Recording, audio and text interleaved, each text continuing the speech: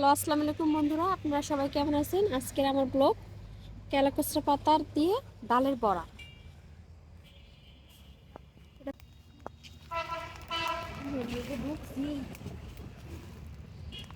এই যে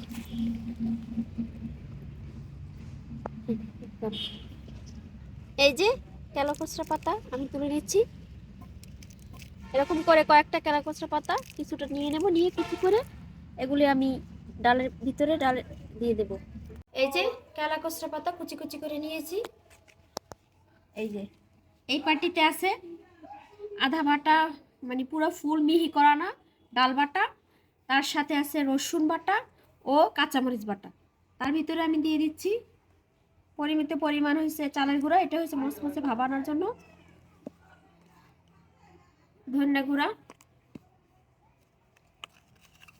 লবণ স্বাদ মতো। লবণ আগে আমি বেশি দেব না, একটু দেখতে হবে মেখে। তারপরে এই যে জিরার গুঁড়া, হলুদের গুঁড়া, এই যে এখন আমি দিয়ে দিচ্ছি ধনেপাতা কুচি। এই ধনেপাতা কুচি দিয়ে মিশানোর পর আবার একটু এই যে কেলাকচরা পাতা আছে এগুলো দিয়ে মিশিয়ে তারপরে আমি এই বড়াটা ভাজবো।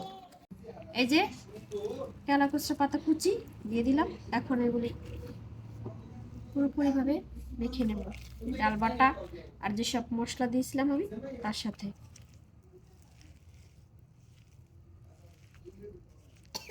মেখে নিয়েছি দেখুন বন্ধুরা, একদম পারফেক্টলি মাখা। এখন এগুলি আস্তে কম আঁচে ভেজে নেব।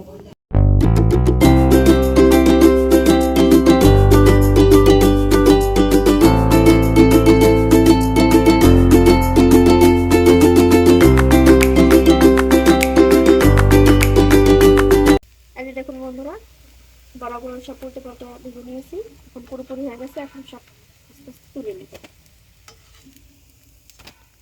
দেখুন এই পাত্রে তুলছি একটা ঝুড়ি, তার ভিতরে একটা কাগজ দিয়ে নিয়েছে যাতে যে বাড়তি তেলগুলো আছে এগুলো টেনে নেয়।